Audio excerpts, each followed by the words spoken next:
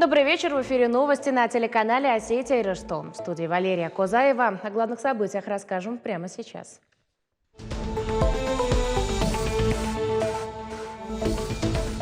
Уже хотел в лес пойти, опять заготавливать травами. Это в моем возрасте это очень трудно уже.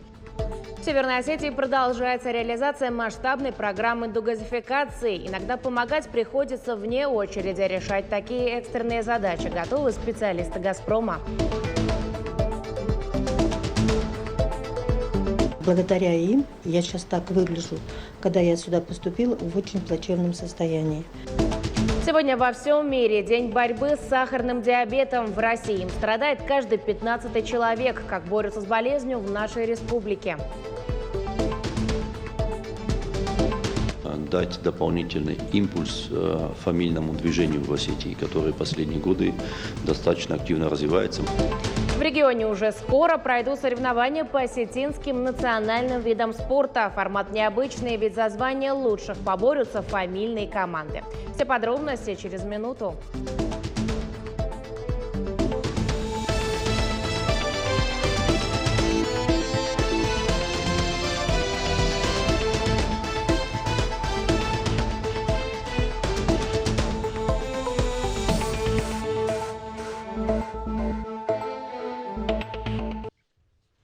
Глава Сергей Миняйло вручил высшие государственные награды республики участникам специальной военной операции.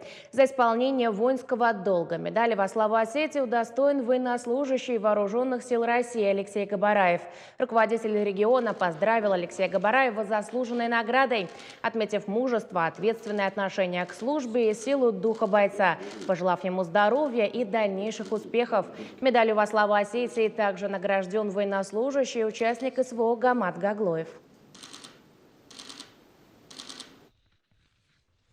Участки под жилые дома раздали, а вот инженерные сети, в том числе газовые, к ним не подвели. В таких условиях у собственников был только один выход – делать все за свой счет. Работы дорогостоящие, поэтому дома топили по старинке дровами.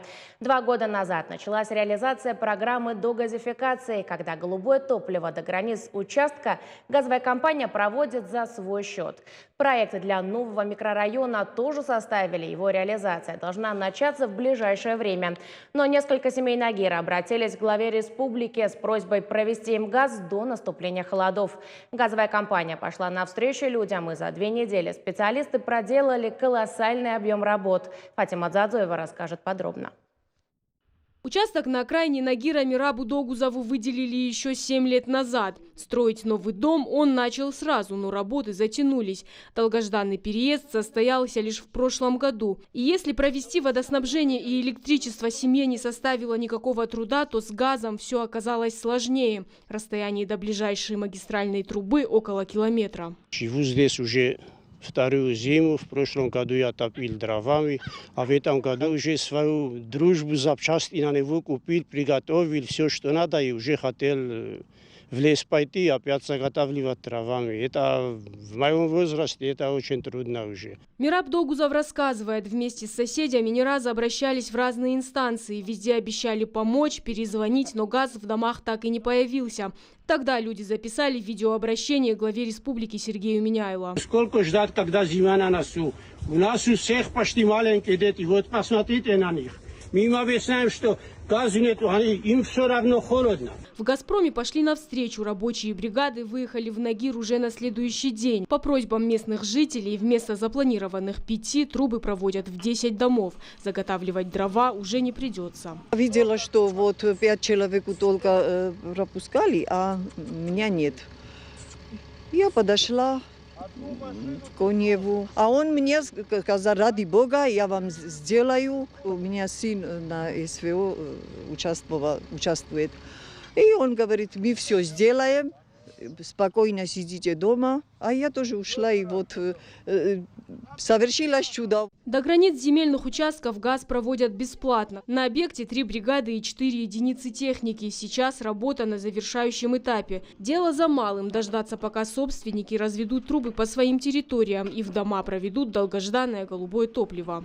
Были розданы земельные участки населению. большое количество получило население земельных участков. Здесь новый квартал, но улицы, которые были, по которым розданы дома, не обеспечены сетями. Нету распределительных сетей, которые должны были бы в дальнейшем обеспечить подвод газа к домам. В рамках программы дегазификации мы бы это быстро выполнили бы. Но из-за того, что отсутствуют эти сети, они не были в свое время ни напроектированы, не выполнены. Пришлось сейчас вынужденно перед уже такими холодными днями 10 домов нам запитать газом. Первый же день, когда нам сообщили, что нам предстоит такая работа, в селении Нагир провести газ на новое поселение людей, на новый участок. И руководство сказало нам, что надо подойти серьезно и сделать как можно быстрее. Эту работу мы провели в соответствии с требованием, которые возлагаются на нас. Это раскопать траншею, уложить песок, произвести планировку, засыпать кабель, потом трубу уложить, произвести подсыпку и засыпать грунт. Все это мы сделали хорошо, я считаю, в кратчайшие сроки, насколько позволяла и погода, и техника. Проект газификации всего микрорайона уже разработан. Он прошел экспертизу и согласован с головной компанией. Строительство распределительных сетей начнется в декабре. Чтобы попасть в программу дегазификации, нужно собрать все необходимые документы, с которыми потом будут работать газовики. Оформить бланк на дегазификацию можно дистанционно через портал единого оператора. 3 улицы и еще несколько поперечных. Здесь в целом около 100 километров протяженность газопровода. А это тянет за собой немалые финансовые затраты. Это надо их утвердить в руководстве, напланировать, спроектировать. На сегодняшний день мы уже отдали на торги. Процедура сейчас закончится, определится подрядчик, и уже в комплексе будут выполнены все работы. Все улицы во всех улицах будут проведены распределительные сети, и уже те люди, которые помимо этих 10, которые будут подавать заявления в рамках дегазификации, они будут подведены уже от существующих распределительных сетей. Трубы уже провели к 2000 земельных участков по всей республике. Программу будут исполнять до 2030 года. В планах газифицировать Северную Осетию на 100%. Фатима Дзазоева, Георгий Гагиев, Мария Кутаева. Новости Осетии.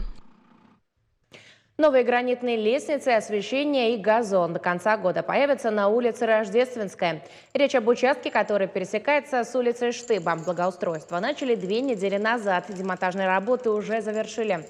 Сняли старое покрытие из базальта и бетон. Сейчас основание готовят под укладку новых гранитных плит. Работы проходят в рамках муниципальной программы благоустройства и озеленения. Порядка 3-4 лестниц мы ежегодно благоустраиваем. В этом году провелись работы по ремонту лестничного марша по площади Штыба-2, это в районе администрации. Также провели работы по устройству и ремонту лестниц по улице Вахтангова, где сейчас благоустраивается набережная. По улице Коцоева в районе Коцоева-Плиева ведутся работы по ремонту лестниц. 6 студентов факультетов осетинской филологии и международных отношений СОГУ стали стипендиантами имени Гриша Плиева, Васуабаева и Меретхан Гуриевой. Арина Годизова, Аза Дзебоева, Агунда Габозова, Камила Гусова, Милана Бабаева и Виктор Дзарасов. Ежемесячную стипендию присуждают за успехи в осетиноведении, языкознаний, литературоведении и фольклористике. Обладатели прошли конкурсные отборы и представили свои научно-исследовательские работы.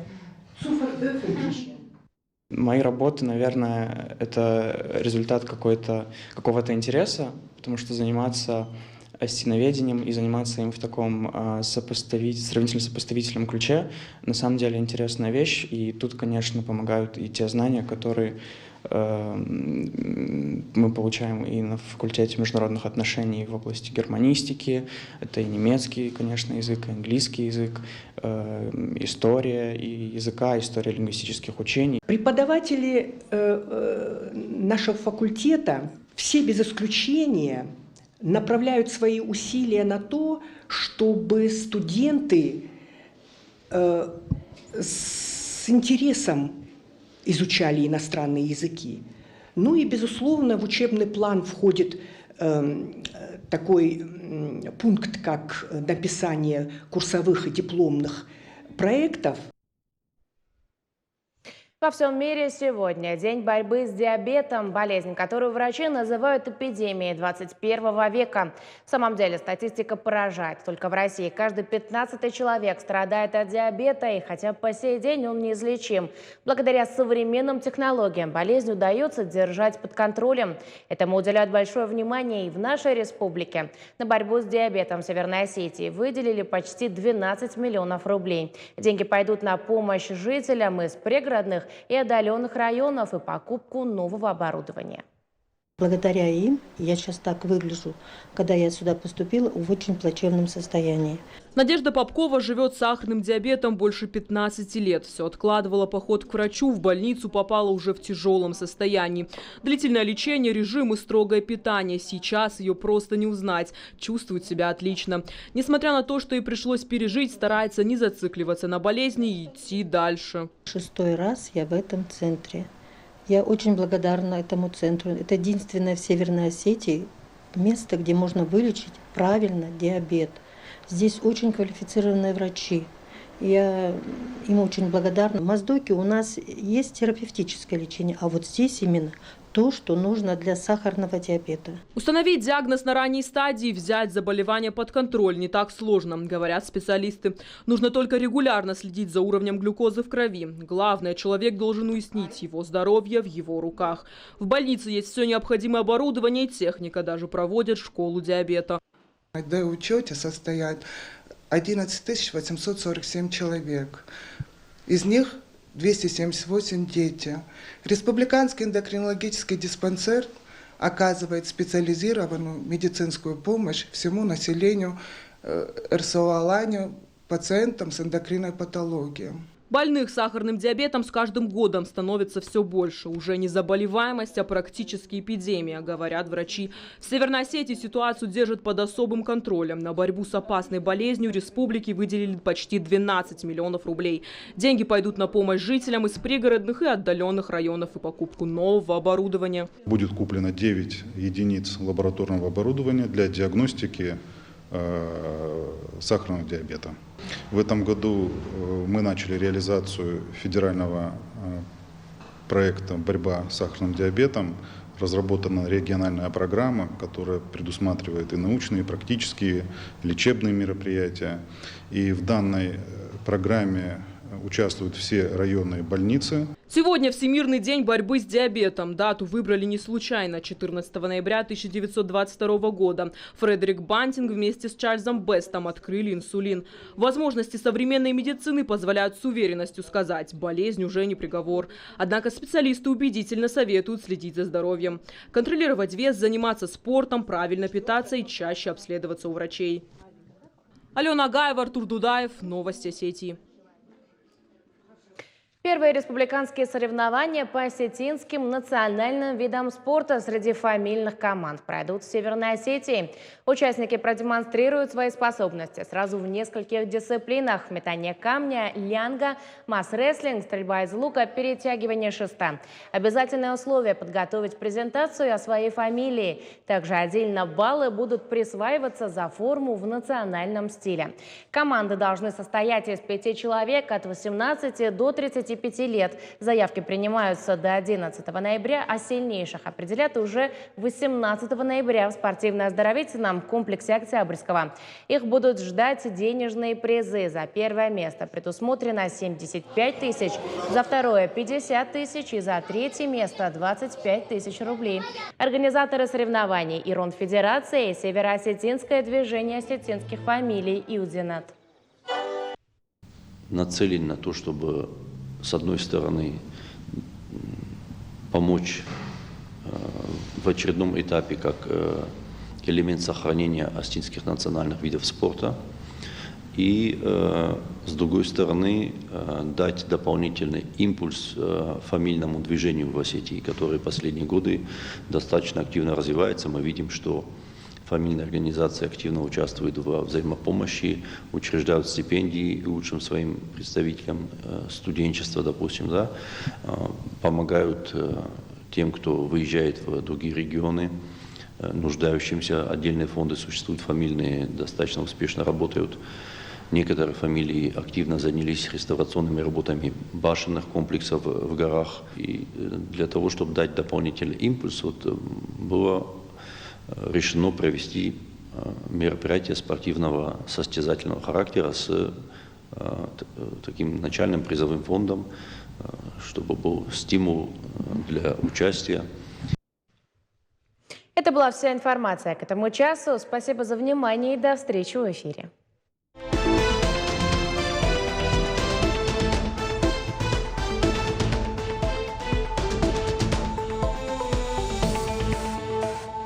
Thank you.